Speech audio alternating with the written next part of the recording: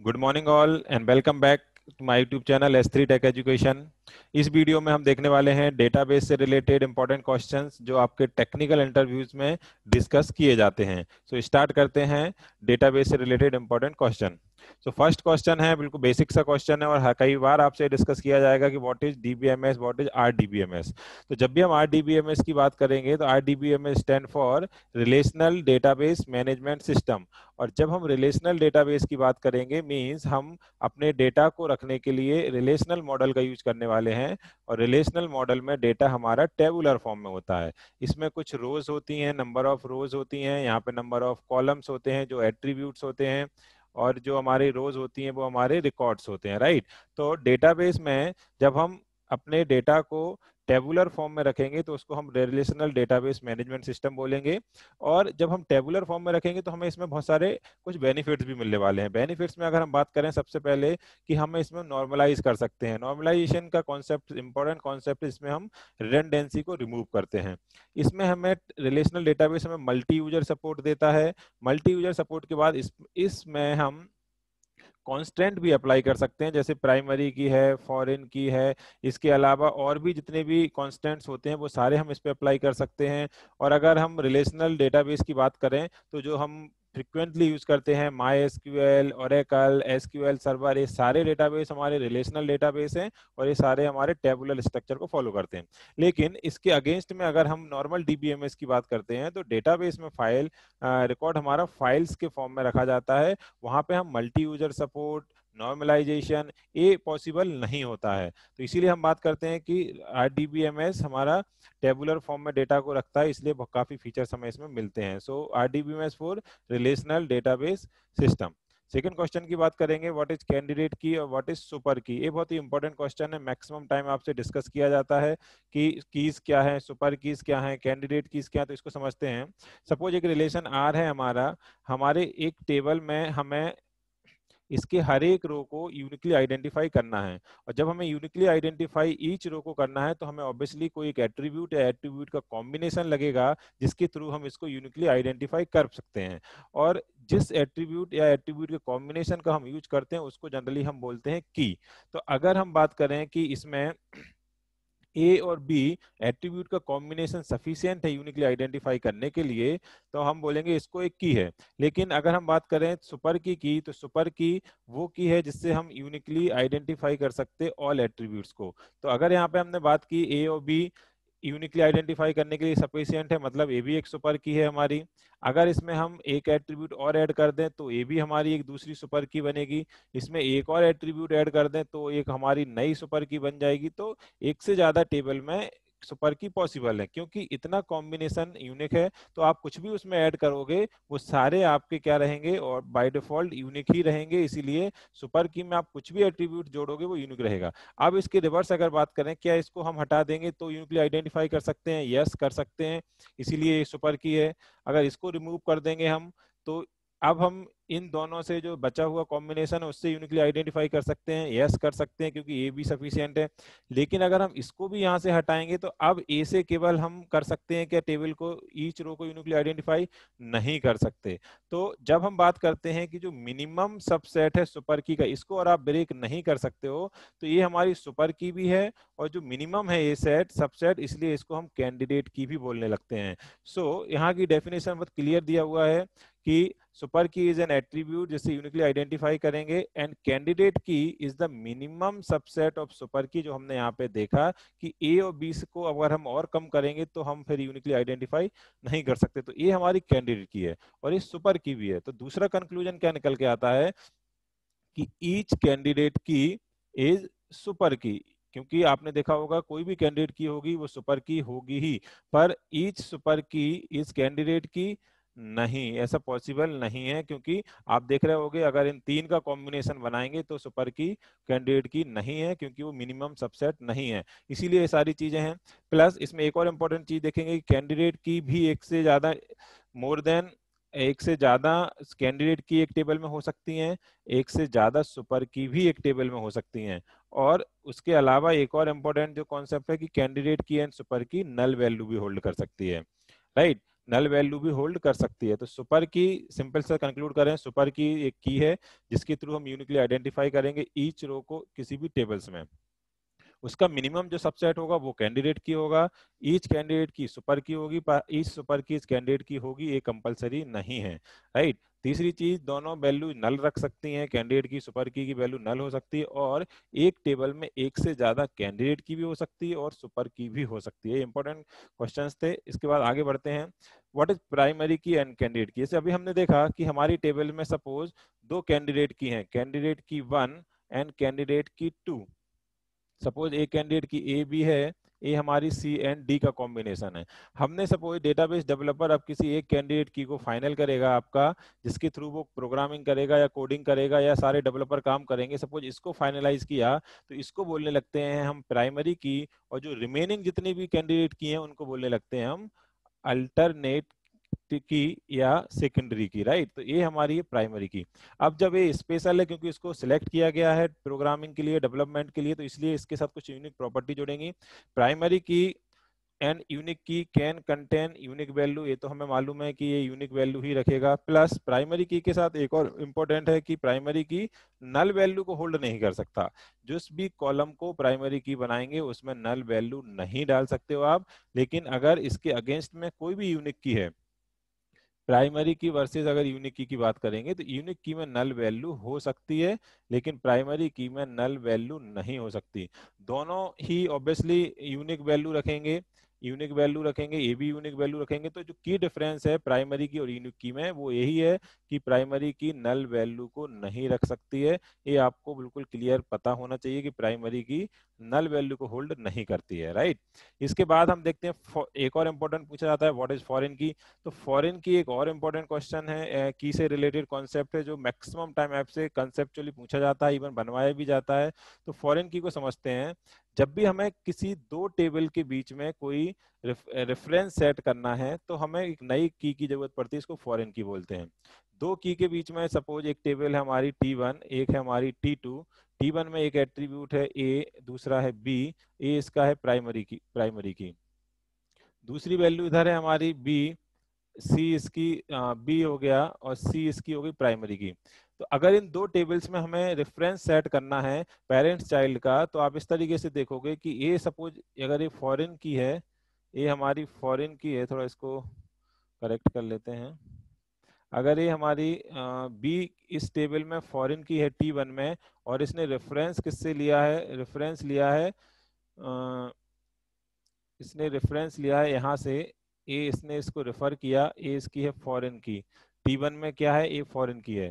तो इसका मतलब क्या होगा, foreign key maintain referential integrity link between data into two tables. अगर सपोज ए कैंडिडेट की है इसकी, सॉरी ये ए कैंडिडेट की नहीं है, बी इसकी कैंडिडेट प्राइमरी की है, इसकी प्राइमरी की है, तो इसमें ऑब्वियसली यूनिक वैल्यू होंगी जैसे 10 और 20। तो आप देखोगे ये फॉरेन की इस तरीके से रेफरेंस को मेंटेन करती है कि इसमें 10 और 20 के अलावा कुछ भी वैल्यू नहीं आ सकती। अगर यहाँ 30 डालने की कोशिश करोगे तो वो एरर देगा क्योंकि 30 इसके पेरेंट्स टेबल में नहीं है। तो फॉरेन की अपने पेरेंट्स टेबल की केवल वैल्यूज को ही ले सकती है, और पेरेंट्स टेबल की किस की को रेफरेंस एज ए रेफरेंस लेती है, उसकी प्राइमरी की को। तो यहाँ पे आप देखोगे foreign key maintain referential integrity by enforcing a link between data in two table. Foreign key in the child table reference the primary key of parent table. अगर इसको हम पेरेंट टेबल मानते हैं, इसको चाइल्ड टेबल मानते हैं, तो parents table की प्राइमरी की जो बी है इसको इसने रेफरेंस में लिया, और जो जो इसकी वैल्यूज होंगी केवल वही वैल्यूज यहाँ पे आप रख सकते हो, इसके अलावा और कुछ वैल्यू यहाँ पर नहीं रख सकते। अगर आप सपोज कभी यहाँ से 20 को डिलीट करने की कोशिश करोगे तो आपको तब तक डिलीट नहीं करने देगा वो जब तक कि यहाँ पे चाइल्ड टेबल में 20 एग्जिस्ट करेगा। तो इसी तरीके से जब हमें कभी रेफरेंस सेट करना है दो टेबल के बीच में, तो आप देखोगे कि वहां पे हमें फॉरेन की को लेना पड़ता है। फॉरेन की के साथ एक और इंपॉर्टेंट कॉन्सेप्ट ऐड हो जाता है, फॉरेन की में नल वैल्यूज भी हो सकती हैं। प्राइमरी की में नल वैल्यू नहीं हो सकती, लेकिन इधर पे नल वैल्यू नहीं हो सकती इस एंड पे, लेकिन फॉरेन की में नल वैल्यूज हो सकती हैं, राइट। तो इसीलिए हम बोलेंगे कि फॉरेन की में नल वैल्यूज हो सकती हैं। आप देखोगे यहाँ पे डुप्लीकेट वैल्यू भी हो सकती है, तो इसलिए कंफ्यूज नहीं होना, क्योंकि एक की है इसका मतलब ये नहीं है कि डुप्लीकेट वैल्यू नहीं होगी, नल वैल्यू नहीं होगी। फॉरेन की का कॉन्सेप्ट केवल और केवल इसलिए है कि जब हमें दूसरे टेबल से रेफरेंस सेट करना होगा, राइट। तो ये हमारी फॉरेन की है। फॉरेन की, प्राइमरी की, यूनिक की, सुपर की देखने के बाद अब हम आगे बढ़ते हैं एक नए छोटे से कॉन्सेप्ट जिसमें मोस्ट ऑफ द टाइम बात होती है, व्हाट इज एसक्यूएल। तो अगर हम एसक्यूएल की बात करें तो सिंपल एसक्यूएल एक लैंग्वेज है जिसका नाम है स्ट्रक्चर्ड क्वेरी लैंग्वेज। इस लैंग्वेज की नीड हमें है डेटाबेस से डील करने के लिए। सपोज ये हमारा डेटाबेस है, ये हमारा फ्रंट एंड है या हमारा क्लाइंट है, तो हमें अपने डेटाबेस से या रिलेशनल मॉडल से जुड़ने के लिए जो भी टास्क परफॉर्म करने के लिए एक कम्युनिकेशन लैंग्वेज की जरूरत पड़ती है, वो बोलते हैं एसक्यूएल। किसी भी टाइप का आपको इसमें ऑपरेशन परफॉर्म करना हो, या तो डीडीएल ऑपरेशन करना हो टेबल पे, डीएमएल ऑपरेशन करना हो, टीसीएल का कुछ भी ऑपरेशन करना है, डेटा को रिट्रीव करना है, जो भी आपको ऑपरेशन परफॉर्म करना है, आपको एक लैंग्वेज लगेगी। वो लैंग्वेज हमारी कौन सी है? कंप्यूटर लैंग्वेज है, वो है हमारी स्ट्रक्चर क्वेरी लैंग्वेज। तो डेटाबेस से, रिलेशनल डेटाबेस से डील करने के लिए जो लैंग्वेज अवेलेबल है उसको हम बोलते हैं एसक्यूएल। इससे ज्यादा हमारा इसका कोई भी नहीं है कॉन्सेप्ट। एक और इंपॉर्टेंट कॉन्सेप्ट है व्हाट इज नो एसक्यूएल। ये आपसे जनरली पूछा जाता है कि व्हाट इज नो एसक्यूएल। तो नो एसक्यूएल की अगर हम बात करेंगे तो सिंपल सा मतलब है not SQL, no SQL, no sequential data database, क्योंकि एसक्यूएल हमारा सिक्वेंशियल डेटाबेस है, नो सिक्वेंशियल डेटाबेस है। इसमें डिफरेंस क्या है? अगर इसको बहुत क्लियर समझे हम, कि जरा ध्यान से देखेंगे कि हमारा रिलेशनल में डेटा हमारा टेबुलर फॉर्म में था, रोज और कॉलम्स के फॉर्म में था। यहाँ पे ऐसा नहीं है। यहाँ पे हम देखेंगे कि हमारा डेटा कुछ अलग अलग मॉडल्स के फॉर्म में रखा जाता है। किस फॉर्म में, किस किस टाइप के मॉडल यूज कर सकते हैं? उसके लिए हम की वैल्यू पेयर रख सकते हैं, कॉलम ओरिएंटेड ग्राफ का हम यूज कर सकते हैं, डॉक्यूमेंट बेस रख सकते हैं और ग्राफ बेस रख सकते हैं। इसमें डॉक्यूमेंट बेस बहुत फेमस है, जिसमें जिसमें मोंगो डीबी इसका एक बहुत अच्छा एग्जांपल है। आपने सुना होगा मोंगो डीबी एक डेटाबेस है जो नो एसक्यूएल डेटाबेस है, जो आपका डॉक्यूमेंट कॉन्सेप्ट का यूज करता है, जिसमें जेसन आपने कभी सुना होगा। तो जेसन जो कॉन्सेप्ट है डॉक्यूमेंट का, उसको फॉलो करता है डेटा को रखने के लिए। इसमें जनरली होता क्या है, इसमें कंप्लीट डेटा हमारा फाइल्स के, डॉक्यूमेंट्स के फॉर्म में रखा जाता है। इसमें टेबुलर फॉर्म में नहीं रखा जाता। इसमें डेटा हमारा की वैल्यूज के पेयर में किस में रखा जाता है? एक डॉक्यूमेंट्स के अंदर रखा जाता है। तो अगर हम इसको थोड़ा सा और देखें इसमें क्या क्या हो सकता है, अगर इसमें हम और थोड़ा सा समराइज करें इसमें, तो आप देखोगे इसमें डेटा हमारा, अगर हम मोंगोडीबी की बात करें या किसी भी बात करें, तो डॉक्यूमेंट्स के फॉर्म में होता है, राइट? रिलेशनल फॉर्म में नहीं होता, डॉक्यूमेंट के फॉर्म में इसमें डेटा रखा जाता है। सेकेंड बात अगर हम इसमें करते हैं, इसमें हमें किसी भी टाइप के डेटा को रख सकते हैं हम। इसमें आप देख सकते हो कि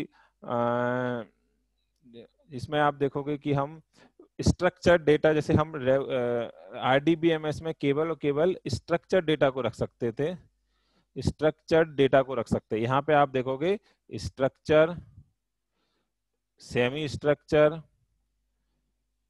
और नो और अनस्ट्रक्चर्ड अनस्ट्रक्चर्ड डेटा को रख सकते हो आप नो एसक्यूएल में। डॉक्यूमेंट फॉर्म में होता है, टेबुलर फॉर्म में नहीं होता है। स्ट्रक्चर अनस्ट्रक्चर्ड डेटा को भी रख सकते हो। इसमें कुछ मॉडल्स का हम यूज करते हैं, जैसे की value pair, column oriented, graph oriented और डॉक्यूमेंट बेस्ड। सबसे पहले इसमें एडवांटेजेस क्या मिलते हैं हमें? तो सबसे पहला तो है कि हम इसमें unstructured data, semi structured data को रख सकते हैं। प्लस जो सबसे इंपॉर्टेंट इसमें कुछ एडवांटेज है, परफॉर्मेंस इसमें हाई होती है। परफॉर्मेंस कैसे इसमें हाई मिलती है? जैसे अगर हमें रिलेशनल टेबल में कुछ 2-3 टेबल से डेटा को निकालना है, तो इसके बीच में क्या ज्वाइनिंग वगैरह परफॉर्म होती। लेकिन जब इस केस में बात करेंगे तो ये डॉक्यूमेंट एक ही जगह सारा डेटा रखा हुआ है आपका, तो एक ही जगह डेटा रखा हुआ है, तो ज्वाइनिंग लगाने की जरूरत नहीं है। कुछ और कॉन्सेप्ट रहता है, इसके थ्रू हम डेटा यहाँ से रिट्रीव करते हैं। ये थोड़ा डिटेल कॉन्सेप्ट है। तो इसमें जो टाइमिंग कंज्यूमिंग जो प्रोसेस है ज्वाइनिंग की, मल्टीपल अलग अलग डेटा रखा हुआ है नॉर्मलाइज फॉर्म में, तो उसमें टाइम ज्यादा लगता है, इसलिए परफॉर्मेंस हमें इसमें ज्यादा मिलती है। दूसरी इसमें एक और इम्पोर्टेंट चीज होती है कि स्केल आउट कॉन्सेप्ट का यूज किया जाता है। स्केल आउट का मतलब क्या होता है? इसमें डेटा डिस्ट्रीब्यूटेड फॉर्म में है। अगर हम बात करें अगर हम बात करें कि हमारा रिलेशनल मॉडल में क्या होता है, डेटा हमारा एक ही जगह रखा हुआ था, इसके अंदर सारा डेटा हमारा रखा हुआ है। लेकिन जब हम बात करेंगे अपने नो एसक्यूएल की, तो इसमें डेटा अलग अलग डिस्ट्रीब्यूटेड कॉन्सेप्ट में रखा हुआ है, तो हमारी परफॉर्मेंस इसमें ज्यादा मिलेगी। इस केस में ये डिस्ट्रीब्यूटेड कॉन्सेप्ट में डेटा रखा रहता है, तो इसके अलाउड डेटा रखा रहता है, इसमें कॉन्सेप्ट का यूज करते हैं। तो ओवरऑल अगर हम नो एसक्यूएल को समझें, तो no SQL for not SQL data, इसमें आप सेमी स्ट्रक्चर अनस्ट्रक्चर डेटा रख सकते हो, परफॉर्मेंस इसमें ज़्यादा मिलती है, स्केल आउट कॉन्सेप्ट का यूज किया जाता है। और इसमें जो जनरली मॉडल यूज किए जाते हैं वो 4 कैटेगरीज के हैं, की value pair, column oriented, graph oriented and document. Document का सबसे अच्छा एग्जाम्पल है, आप मोंगोडीबी का बता सकते हो कि मोंगोडीबी एक एग्जाम्पल है जो डॉक्यूमेंट ओरिएंटेड कॉन्सेप्ट का यूज करता है नॉन अनस्ट्रक्चर एडिक डेटा को रखने के लिए। क्योंकि कई कंपनीज हैं जैसे फेसबुक है, ट्विटर है, ये सारे जो कंपनीज हैं ये रिलेशनल मॉडल का यूज नहीं करते हैं, ये नो एसक्यूएल डेटा का यूज करते हैं, क्योंकि इनके पास अनस्ट्रक्चर सेमी स्ट्रक्चर सारा डेटा आता है। इसलिए एक बता सकते हो आप कि इस टाइप की कंपनीज में इस टाइप के डेटाबेस की जरूरत रहती है। तो ये हमारा हो गया नो एसक्यूएल। डिटेल इसको देखना होगा तो आपको और पढ़ना पड़ेगा, ये शॉर्ट इंट्रोडक्शन है जिससे आप इंटरव्यूज में बता सकते हो। अब बात करते हैं डिफरेंट टाइप्स के कमांड, ये इंपॉर्टेंट है। ये आपसे जनरली पूछा जाता है कि एसक्यूएल क्या होता है और एसक्यूएल में कमांड्स कितने टाइप्स के होते हैं। तो अगर हम कमांड्स की बात करें तो एसक्यूएल के कमांड्स का सिंपल सा मीनिंग है कि हमने जो एसक्यूएल में ऑपरेशन परफॉर्म करना है उनको कुछ कैटेगराइज बना दिया।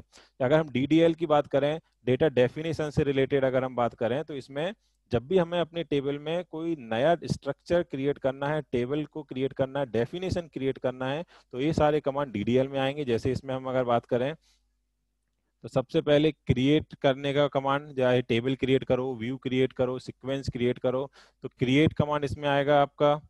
किसी टेबल को ड्रॉप करना है तो वो भी इसी में आएगा आपका। टेबल को अल्टर करना है, अल्टर टेबल वगैरह भी इसी में आएगा। और ट्रंकेट, ये आपको बताना पड़ेंगे, ट्रंकेट इसी में आएंगे। और एक चीज और इंपॉर्टेंट इससे रिलेटेड, डीडीएल कमांड से रिलेटेड देखोगे, ये ऑटो कमिटेड होते। ऑटो कमिटेड का मतलब क्या होता है कि इनको कमिट करने की जरूरत नहीं होती, जैसे ही ये ऑपरेशन फायर होते हैं ये डेटाबेस में परमानेंटली सेव होते हैं। डीएमएल की बात करेंगे तो सबसे पहला तो है हमारा डेटा को रिट्रीव करना।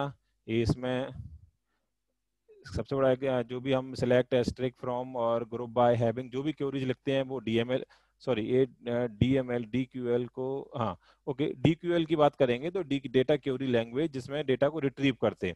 इसमें हम जब रिट्रीव करेंगे तो हमें कुछ क्लॉजेस की यूज पड़ेगी, जैसे सिलेक्ट हो गया, फ्रॉम हो गया, इनको आपको डिटेल से देखना पड़ेगा, वेयर हो गया, ग्रुप बाय हो गया, हैविंग हो गया और ऑर्डर बाय हो गया। ये सारे इंपॉर्टेंट क्लॉजेस हैं, इनका सीक्वेंस इंपॉर्टेंट है, इनको आपको डिटेल में देखना पड़ेगा कि ये किस तरीके से काम करते हैं। डीएमएल के अंदर बात करोगे तो जब हमें डेटा को कभी अपडेट करना है, डिलीट करना है, ये सारे कमांड्स आपके किस में आएंगे, डेटा मैनिपुलेशन से। इसमें डेटा मैनिपुलेट कमांड जब भी हम फायर करते हैं तो डेटा के स्ट्रक्चर पे, डेफिनेशन में कोई चेंजेस नहीं होता है, केवल उसमें जो डेटा होता है टेबल के अंदर, टेबल के अंदर जो डेटा होगा, जैसे यहाँ पे 10 है, 20 है, ए है, बी है, इस डेटा को अपडेट होगा, ना कि ये टेबल अपडेट नहीं होगी, राइट। तो डीएमएल के अंदर जब बात करेंगे तो इस टाइप के हमें ऑपरेशन मिलेंगे। ट्रांजैक्शन कंट्रोल से रिलेटेड आप बात करोगे तो जिसमें हम कंट्रोल से रिलेटेड देखते हैं, जैसे इसमें ग्रांट करके मिलेगा, ये सारे थोड़ा डिटेल में है, इनको हम आगे वाले क्वेश्चंस में और डिटेल डिस्कस करेंगे। ट्रांजैक्शन कंट्रोल से रिलेटेड देखोगे तो काफी इंपॉर्टेंट है, इसमें आपको एक मिलेगा सेव पॉइंट। सेव पॉइंट के बाद आप देखोगे इसमें रोल बैक, इसको भी डिटेल आगे देखेंगे, रोल बैक, और रोल बैक के बाद आप देखोगे कमिट। तो जब भी हम देखेंगे हमें इस टाइप के ट्रांजैक्शन में रिलेटेड 3 कमांड्स हैं, इनको जनरली आपसे पूछा जाता है कि ये क्या रहते हैं, क्या इनका सिंटैक्स होता है, तो इनको हमें वहाँ पर डिटेल से देखना रहेगा कि सेव पॉइंट्स क्या है, रोल बैक क्या है, कमिट क्या है, इस तरीके से आप देखोगे। तो जब हम डीडीएल डीएमएल कमांड्स की बात करते हैं यहाँ पे, तो ये हमारे ऑटो कमिटेड नहीं होंगे, मतलब इनको हमें फोर्सफुली कमिट करना पड़ता है, लेकिन डीडीएल कमांड जो होते हैं वो ऑटो कमिटेड होते हैं, उनको हमें कमिट, रोल बैक, इन सबको करने की जरूरत नहीं होती। तो ये कुछ डीडीएल कमांड्स, इनको डिटेल्स में आपको और देखना पड़ेगा कि जब क्यूरीज वाला सेशन देखेंगे। इसके बाद अगर हम बात करें difference between truncate and delete, बहुत इंपॉर्टेंट कमांड है, ये क्वेश्चन है। एक्चुअली दोनों से क्या होता है, टेबल से डेटा डिलीट होता है। आप ध्यान से समझिएगा, यहाँ पे आप देखोगे एक टेबल है जिसमें कॉलम है ए, कॉलम है बी, कॉलम है सी, यहाँ पे ए बी, बी1 बी2 कुछ ऐसा डेटा है। तो ट्रंकेट भी जनरली यूज होता है डेटा को डिलीट करने के लिए, डेटा को डिलीट करने के लिए, ध्यान से समझना। और डिलीट कमांड भी होता है डेटा को डिलीट करने के लिए।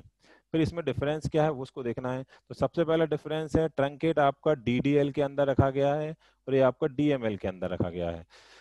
दूसरे कॉन्सेप्ट ये है कि आप डीडी जब हम ट्रंकेट कमांड को रन करते हैं तो ट्रंकेट कमांड से ऑल रोज कंप्लीटली डिलीट होती हैं, इसमें हम वेयर क्लॉज का यूज नहीं कर सकते अगर हमें कुछ पर्टिकुलर रोज को डिलीट करना है। लेकिन जब हम डिलीट कमांड का यूज करेंगे तो हम इसमें वेयर क्लॉज का यूज करके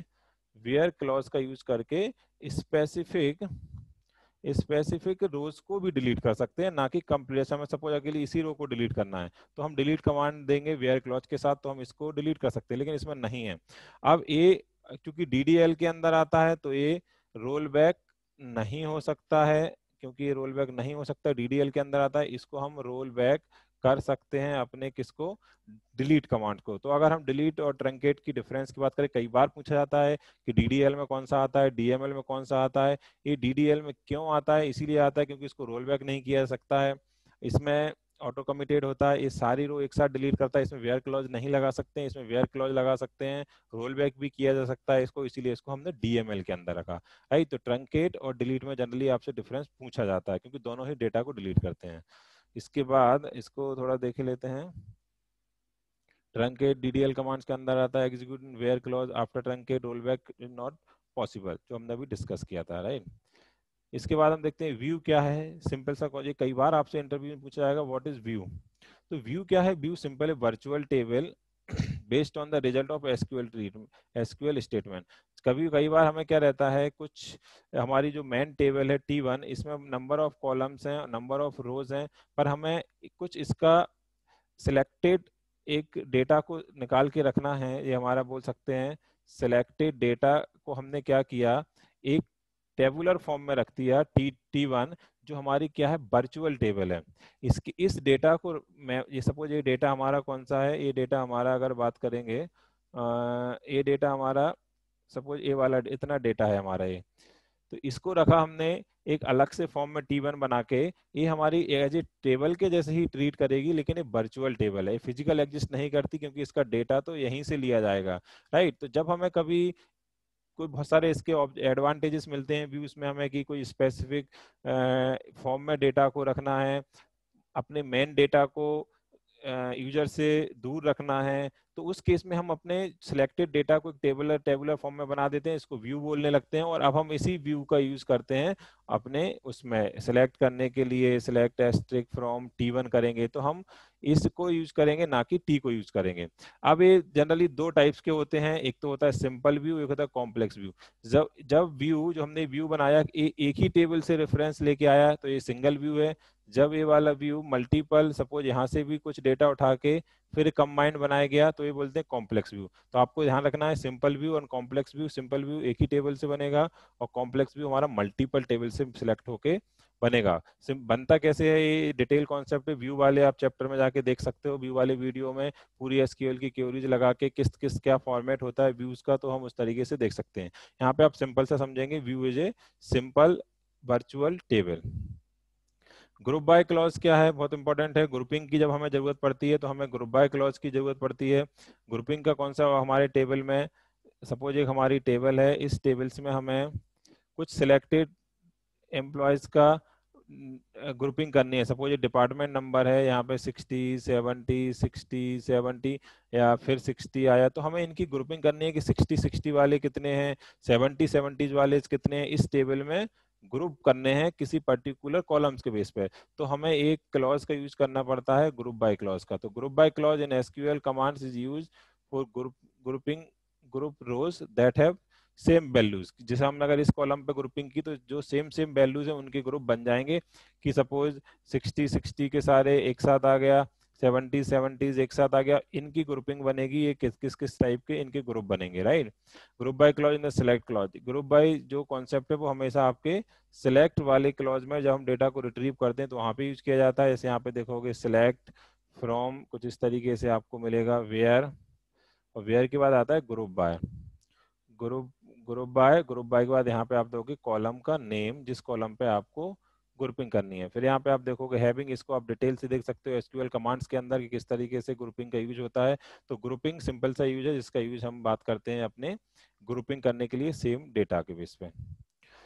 इसके बाद हम बात करते हैं what is understand by data model, ये जनरली आपसे पूछा जाता है। तो डेटा मॉडल सिंपल सा है कि क्या कॉन्सेप्चुअल टूल है, क्या कॉन्सेप्चुअल कॉन्सेप्ट है जिसका हम यूज करने वाले हैं अपने डेटा को रखने के लिए। जैसे हमने पहले क्वेश्चन में बात की थी कि एक रिलेशनल मॉडल होता है जिसमें हम टेबुलर फॉर्म में डेटा रखते हैं, कुछ नेटवर्क मॉडल होता है, कुछ एक आप देखोगे हेरारिकल या नेटवर्क मॉडल में आप देखोगे कि नोड के फॉर्म में डेटा को रखे गए, ग्राफिक्स फॉर्म नोड के फॉर्म में, नेटवर्क के कॉन्सेप्ट में आपका डेटा इस तरीके से रखा जाता है।